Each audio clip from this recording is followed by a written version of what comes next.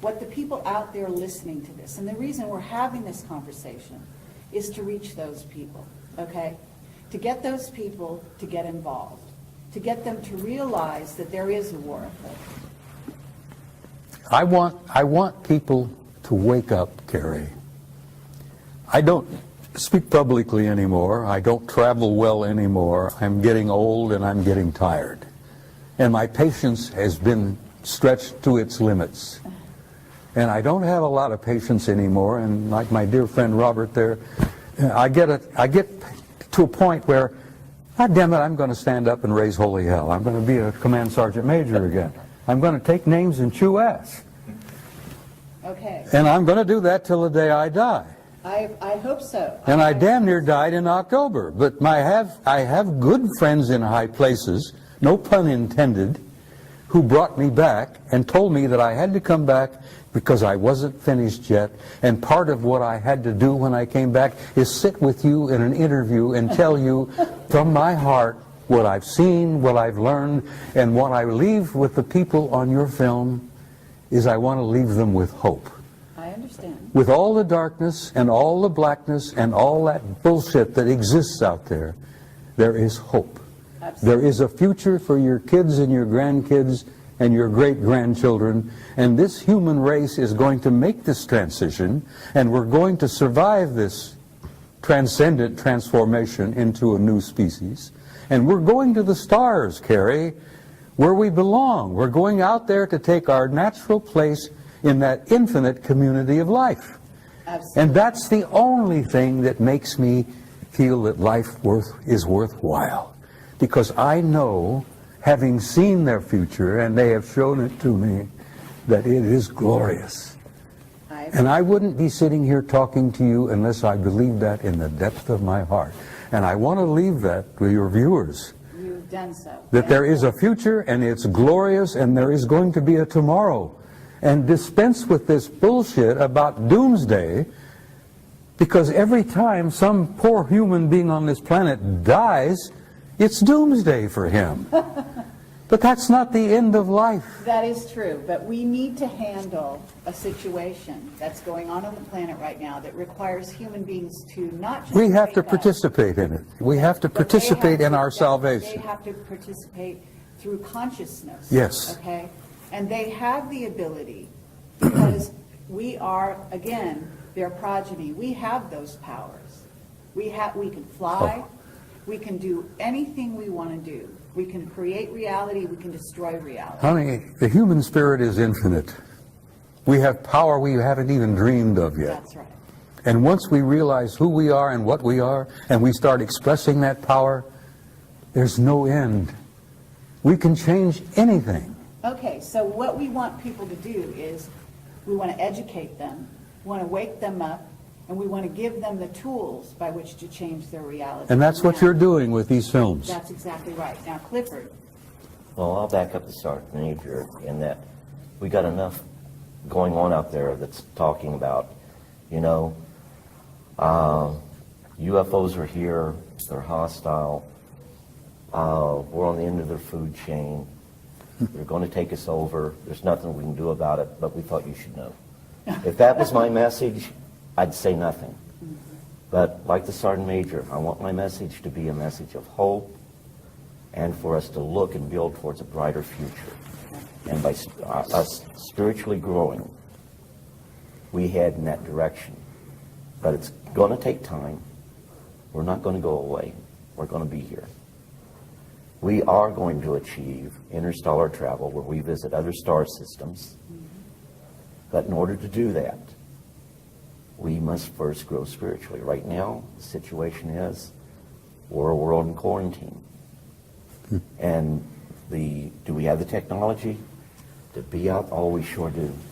I can show you the NASA plans for setting up permanent bases on the moon, on Mars. The technology is there right now. 2007, they planned to go back to Mars. Did they? Or did they not? Something going on we don't know about? Yeah, probably there is. But we are still a world in quarantine. Okay, well, I don't agree that we're in quarantine. I actually think we've been invaded every way since Sunday by various races. In other words, the quarantine is off. The Oh. gloves are off, and that's part of the transition. In No. other words, you don't go to the big leagues without starting to get into the sort of understanding that there are positive and negative beings out there and diving into the water and learning how to swim on your own. So this is the challenge. And this is where you guys can bring your wisdom, your worldly knowledge to the people, and that's what we're doing here. Now, I have a question for you, Bob Dean. You've always said that the Anunnaki walked the halls of the Pentagon. And I have been told to ask you this. What are they doing there? Well, which Anunnaki are you talking about? Good answer. Yeah, you understand when I use that term, I use it in a generic sense. Those who came down from above, those who from heaven to earth came. Whatever. Well, there are all kinds of Anunnaki out there. Okay, but the ones walking the halls of the Pentagon are Yeah, the ones I'm interested most of them are good guys. in. Uh-huh. And have you met them? I've met some of them face to face.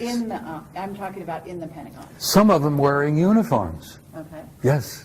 Some of them looking with 3 stars on their collars. fine, Admirals, vice admirals, Anunnaki.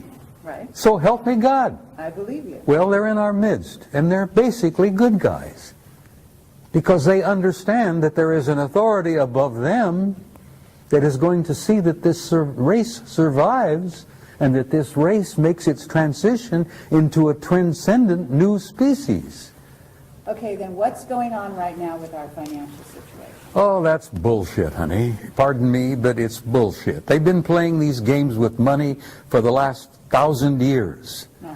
My old organization, the Templars, established the banking system, for Christ's sake, in the 11th century. Okay, but there's also an issue with gold, and there is something going down in America that is weakening Let me tell you the something country. about gold.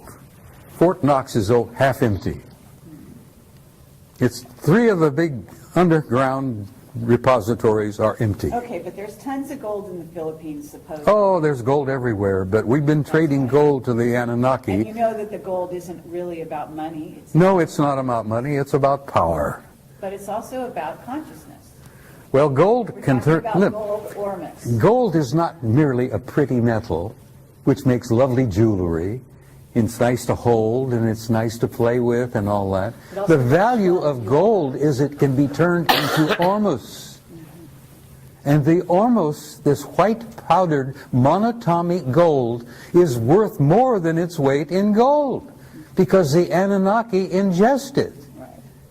It generates their genome into immortality, for crying out loud. Yes. And that's why we've given them half the crap in Fort Knox in trade for their technology. Exactly. And if the average American realized that Fort Knox, if they ever conducted an inventory and an audit and realized that they only have half of what they think they've got, that we've traded the rest of it off to the Anunnaki for technology. That's the value of gold, Carrie, and I hope that's on film. And people will listen, say, holy conniption, you mean we don't have as much as we thought we had? Well, you've never had as much as you thought you had. You've been a little player in this game, and you've been manipulated for so damn long that you don't even realize that you're not even a part of the game. You're a player. You're just a part. Okay, but we want to change that in this interview. I know you We do. want the people listening to realize that they can take things at hand and they can become aware, and awareness alone can change your reality. If they can inform themselves, Carrie, of who they are and what they are, they're free. They are free. They don't have to worry about this garbage anymore. Right. And they will not be allowed to be manipulated anymore by these other assholes out there. Pardon my French, I'm sorry. I'm an old command sergeant major and I sometimes lose it and use old infantry terminology. But once the average guy out there realizes who he is, he's free. And I hope that your viewers see that and remember that of all things. And like what I said, told you before, let no one live in your mind rent-free. Make sure of your facts. The biggest problem I have documents. and everyone tells me they don't mean anything. Well, you know what? The Constitution is a document. And if you don't read it and understand your rights under the Constitution, then we lose those rights. There is no right more sacred than that right that is lost.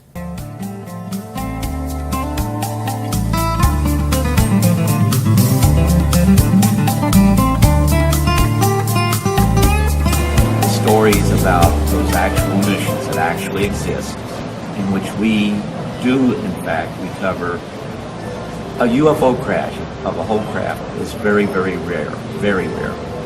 But there are debris that's left behind. And also there's what we call physical evidence, and we go after that, and we recover these. Blue Book was never part of that, even during the time that Blue Book existed. I've recently uncovered records, which I'm going to be putting on the internet, where anyone can download them, that clearly shows the Air Force, initially the Air Force Continental Intelligence Command, the Air Force's Office of Special Investigation, the Air Force's CIC, along with the Army CIC, was very actively involved in those programs. So when they say they've released everything that they have on UFOs, no, they haven't. We still have those documents that were part of the Air Force Continental Security Command that have yet to be released. Not all of the FBI, or not all of the CIC documents have been released. Not all of the OSI documents have been released. They'll never be released. No. Clifford. And when you look at the documents that we have recovered that clearly show this to be the case, when you see these documents, you realize one thing. They are field intelligence data. They're not the finalized intelligence product. That is yet to be released. Then we can go into the 80s and the 90s. The recovery of objects of unknown origins under moon dust and blue flight. All we have is the raw intelligence evidence or data. We do not have the finalized intelligence product. And the finalized intelligence product is what's important because it puts to bed once and for all what it really was that we recovered. The British government, December of 2000, released a secret report. In volume 2 of that report, they talk about the physical evidence that's been gathered. They didn't lie, they just didn't know. The British government's recovered physical evidence. Every developed country on the face of the earth has recovered physical evidence. But for reasons unknown to me, they want to keep it quiet. Some are more open than others. But the British government criticized, and excuse me, in volume 2 of that report, the United States Air Force, as to why the Air Force hasn't released the documentation explaining the metallic objects that they've recovered, the metallic substances that they've recovered, and putting to bed once and for all the extraterrestrial hypothesis. They can't do that because it would not put to bed once and for all the extraterrestrial hypothesis.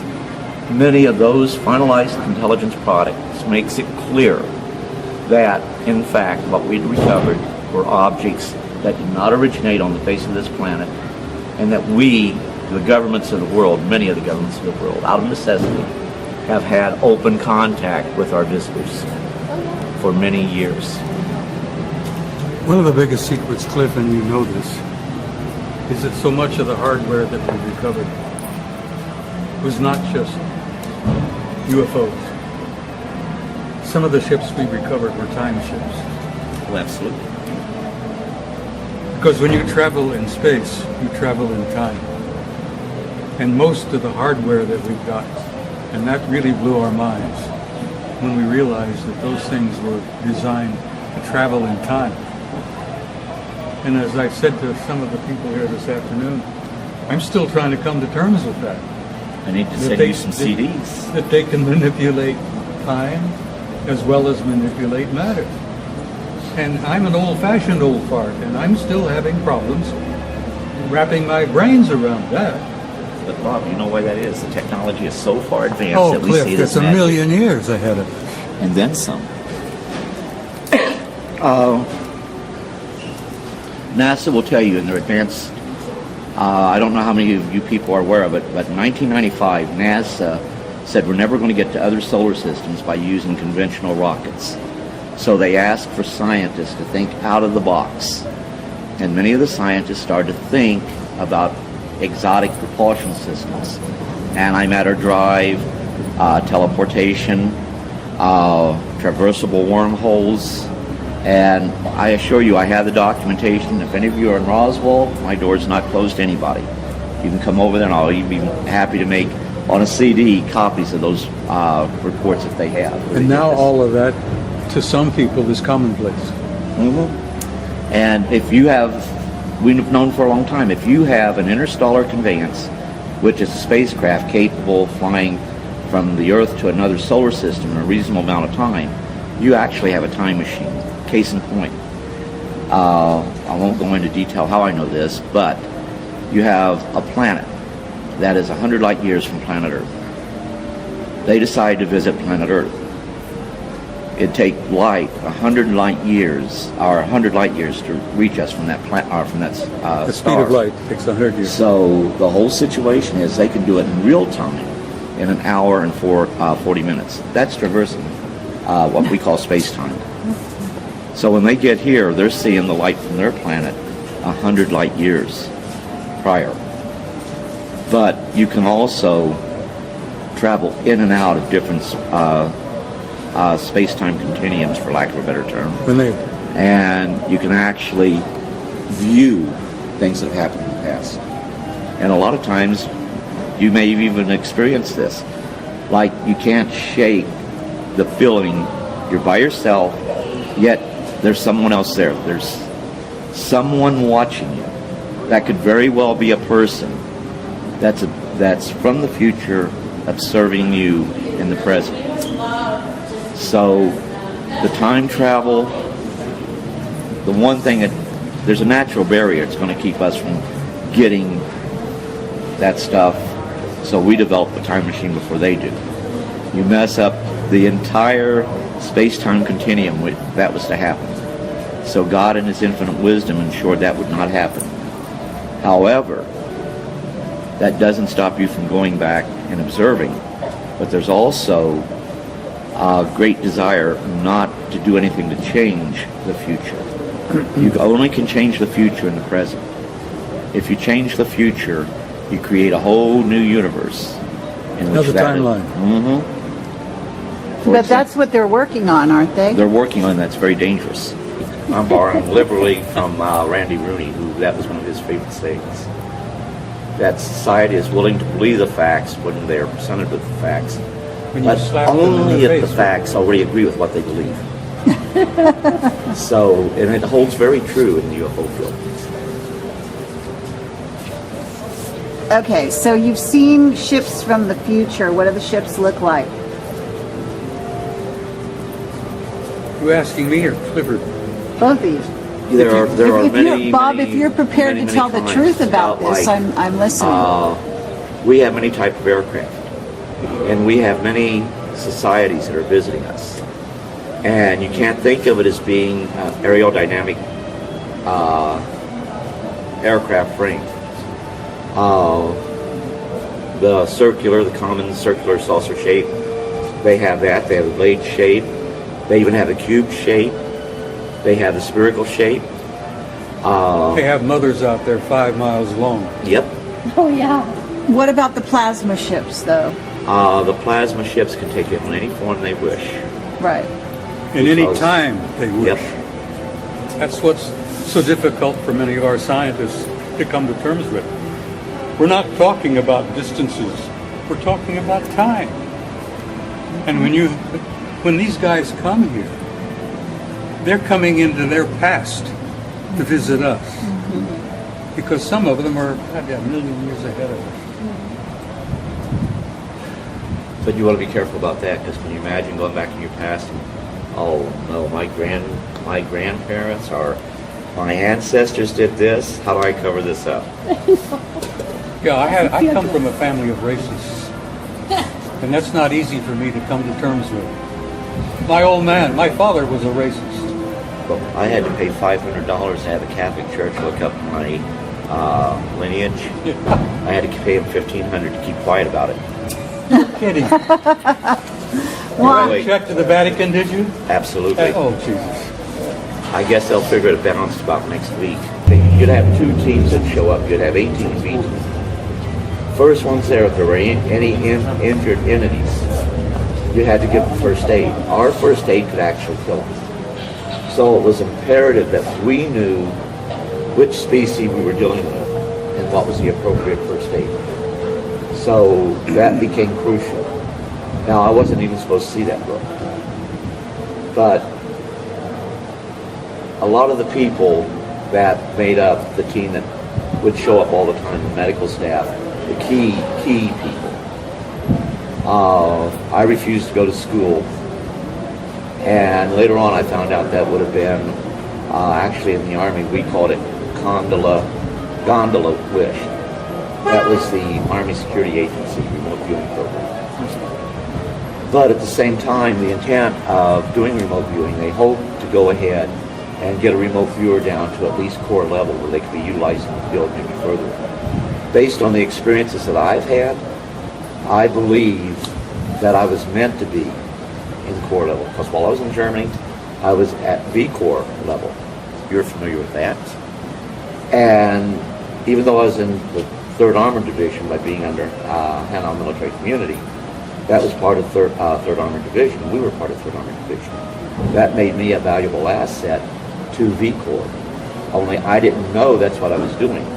When this book came out, I actually got a call from a guy who was involved with the United Kingdom program, who told me, you should look at some of those files on Stargate.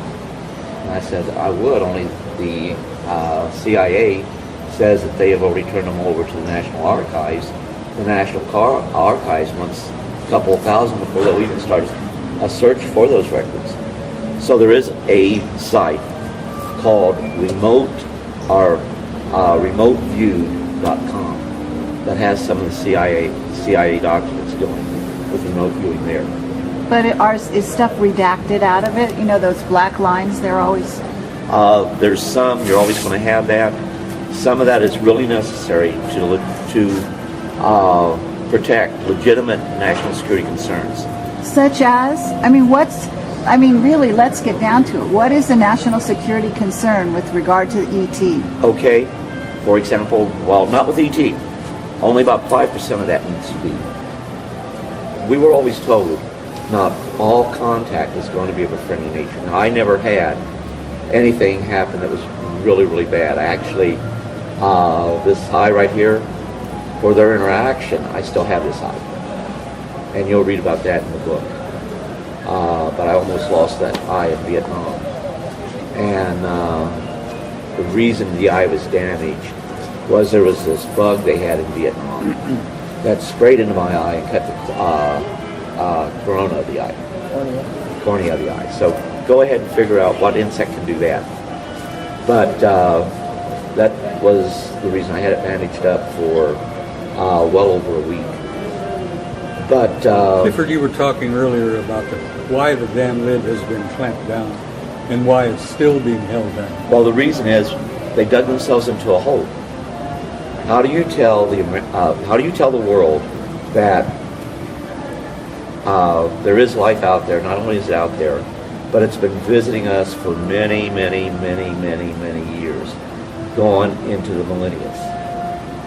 Now, how do you go and tell an unsuspecting worldwide public that this is the case?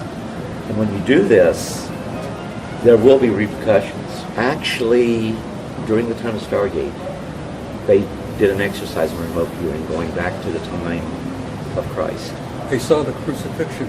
You need to go and take a look at that remote viewing training exercise they did. But Yes, use it and do it with great care, because when you Oh, but remember, I still believe in God, and I still believe Christ is the Son of God. But you also have to remember that everything in the universe is interrelated.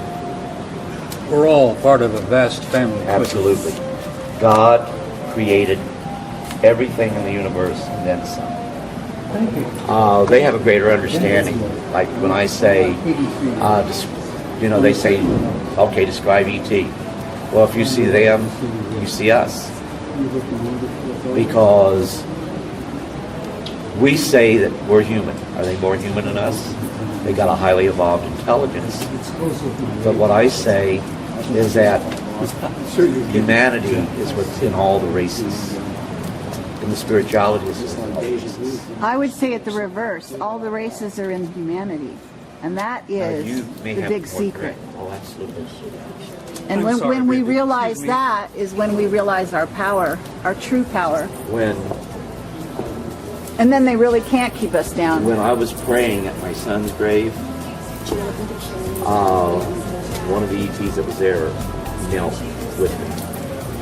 We prayed this as we prayed. I've been told by them face to face that they venerate the same God we do.